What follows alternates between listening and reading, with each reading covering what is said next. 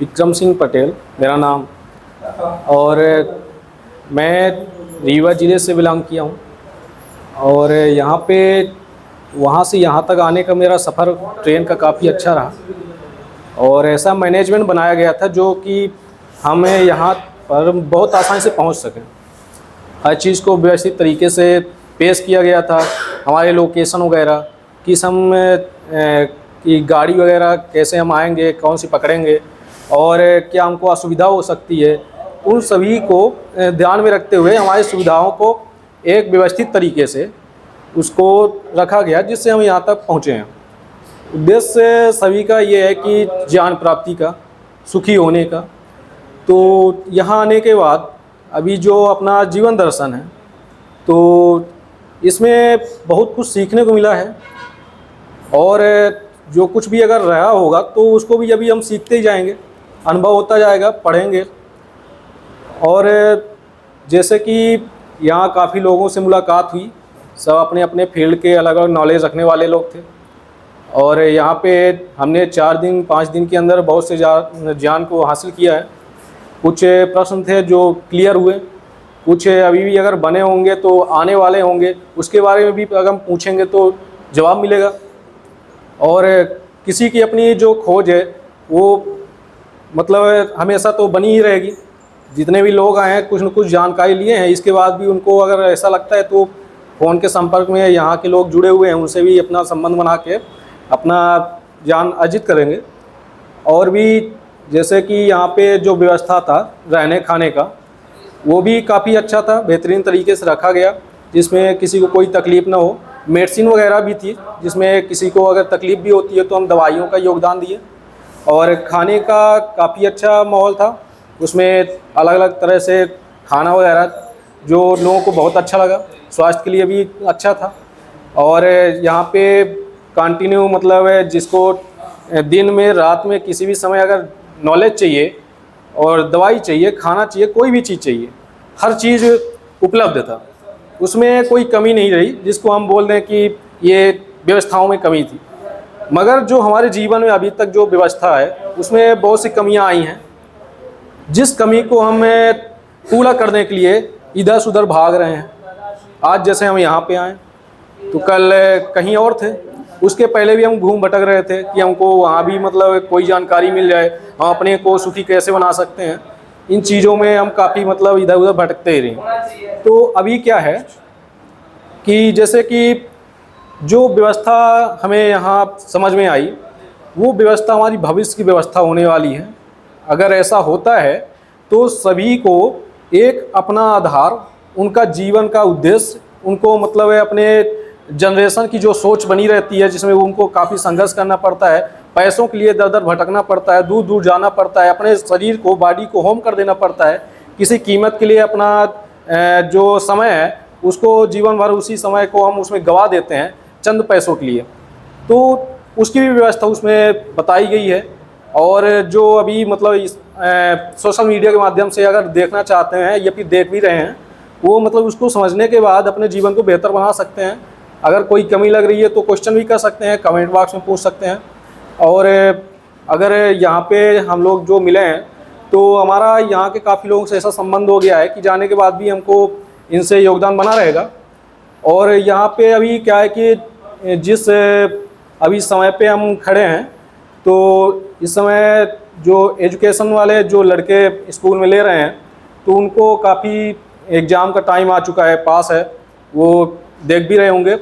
तो उनको क्या है कि बहुत से माँ बाप उनके रिजल्ट आने के बाद उनको काफ़ी मतलब कुछ ऐसा बोल देते हैं कि उनको गिल्टी फील होता है, वो कुछ उटपटांग काम करते हैं। तो ऐसा कुछ नहीं, उसके जो व्यवस्था का कारण है उसको पहले वो व्यवस्था को समझे किस वजह से ऐसा हो रहा है। और जो बच्चे हैं अगर देख रहे हैं तो वो मतलब अपने भविष्य को ऐसे ही इस भूत के समस्याओं से अपने आप को मतलब किसी गलत दिशा में ना ले जाएं।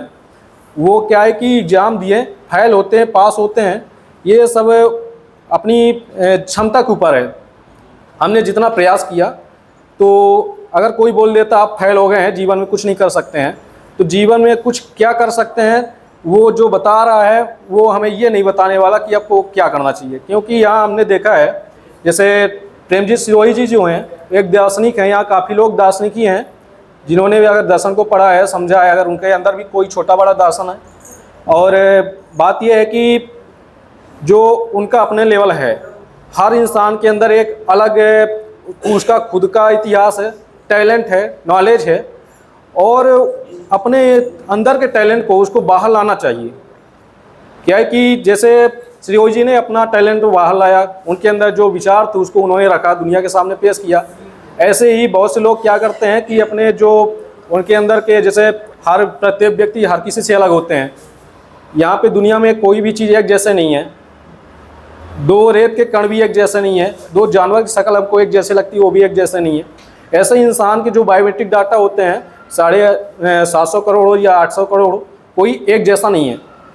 उसी तरह से उनके अंदर का जो टैलेंट है वो भी सोचने समझने की, जो तर्क करने की क्षमताएं हैं, वो विभिन्न तरीके से हो सकते हैं, अलग अलग तरीके से हो सकते हैं, वो एक जैसे नहीं है।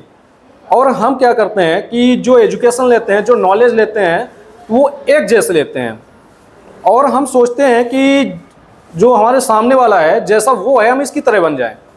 उसमें क्या होता है, जो मेरा टैलेंट है हम उसको खो देते हैं, उसकी तरह बनने की कोशिश करने लगते हैं। तो उसमें क्या होता है कि जो आज के जो बच्चे हैं तो उनको ये करना चाहिए कि अपने आप को जो उनके अंदर है उसको बाहर लाने की कोशिश करनी चाहिए, चाहे अध्यात्म हो, चाहे यहाँ पे, चाहे स्कूल में भी जाते हैं तो वहाँ पे उनकी जो मानसिकता होती है, तो मानसिकता को विकसित करने के लिए ऐसा गुरु भी होना चाहिए जो समझे। ऐसा जो माँ बाप भी होते हैं, बहुत से लोग दबाने की कोशिश करते हैं कि बच्चा स्कूल नहीं जा रहा है, किस कारणवश नहीं जा रहा है, क्या वजह पड़ रही है, क्या वो मतलब अगर 10वीं पढ़ रहा है, अगर उसमें कम अंक आ गए, फेल हो गया तो वो बेहतर नहीं है, ऐसा कैसे बोल सकते हैं। हो सकता है उसका एक सब्जेक्ट वीकनेस रहा हो, बाकी तो अच्छे थे, और उससे वो अगर फेलियर उसको बोल बोल के उसको डाउन कर दिया जाता है तो अपने ज़िंदगी में बहुत कुछ कर सकता था जो नहीं कर पाता है, वहीं से वो छोड़ देता है, उद्देश्य ही ख़त्म कर देता है। उसका गलत रास्तों में जाना, खाना पीना, घूमना फिरना, ये सब हो जाता है, जो उसका लेवल था वो ख़त्म हो जाता है, उसकी ज़िंदगी ये बर्बाद हो जाती है। तो अपने आप को कम से कम ये है कि जैसे मान लीजिए यहाँ पे मैं गुजरात में हूँ, सरदार पटेल की स्टैचू भी लगी है, तो अगर हम सोचें कि हम सरदार पटेल की तरह बनेंगे तो ये क्या है कि उनका टैलेंट था, हम उनको फॉलो करना चाहते हैं, मगर उन्होंने किसी और को फॉलो करके अपने आप को नहीं लाया था, नहीं तो फॉलोवर्स ही हो जाते हैं। उन्होंने अपना टैलेंट आगे रखा, चाहे भीमराव अम्बेडकर हो, स्कूलों में बच्चे पढ़ते हैं उनके बारे में, कॉन्स्टिट्यूशन के बारे में कि उन्होंने ऐसा ऐसा प्रोग्राम बनाया। तो हम भीमराव अम्बेडकर न बने, हम अपना नॉलेज रखें। भीमराव अम्बेडकर भी किसी और का मतलब फॉलोवर्स फॉलो कर करके नहीं बने हैं, उसकी तरह नहीं, तो ये हो जाए कि उसको ज़्यादा मान्यता मिलेगी, इनको कम मिलेगी। तो जो हम हैं, हम अपने अंदर की नॉलेज को बाहर रखें, हम कौन हैं पहचाने, उससे हमारी एक अलग पहचान होनी चाहिए, और ये सतत बनी रहेगी। व्यवस्था लागू होने के बाद भी ये रहेगा, वहाँ भी एजुकेशन सिस्टम होगा, वहाँ पे बेहतर शिक्षा जो जितनी भी अगर आज तक ये कंपेयर करके जो अच्छा होगा उसको चुन के वहाँ दिया जाएगा, जो अभी तक इतिहास उसको जिसमें गलतियाँ हैं उसको किनारे करके जो असली इतिहास से जो साक्ष्य मिले हैं वो उनको दिया जाएगा, वहाँ पे जो जैसी शिक्षा चाहता है उसको वो दिया जाएगा। मतलब इंसान की जो ज़रूरतें अभी तक जो सामने आई हैं और जो मतलब जिनके जो विचार आए हैं उनको गहन अध्ययन करने के बाद उनके तक पहुँचाने का एक तरीका ये है कि वहाँ पे उनका जो ढंग है, व्यवस्था है, उसमें सब बना दी गई है। वो लागू होने के बाद उसमें अगर कोई कमियां रह जाती हैं तो वहाँ भी उस व्यक्ति को जो कमी लगती है वो अपने कमी को वहाँ पे बता के उसको इंक्लूड करवा सकता है।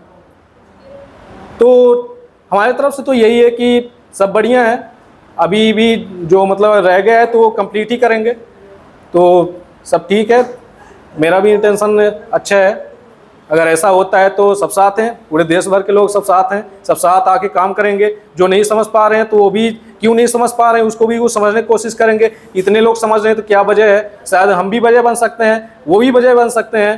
तो सबकी एक वजह होती है, उस वजह को कंप्लीट करने के लिए हम पहले जब तक उसको अध्ययन नहीं करेंगे तो उसको हम जानेंगे नहीं कि हमें क्या बताया जा रहा है या फिर हम किस प्रॉब्लम में हैं, क्यों नहीं समझ पा रहे हैं। तो ये एक चीज़ है, विषय है जो चर्चा का विषय बना ही रहेगा। तो मेरा यही मोटी बात थी।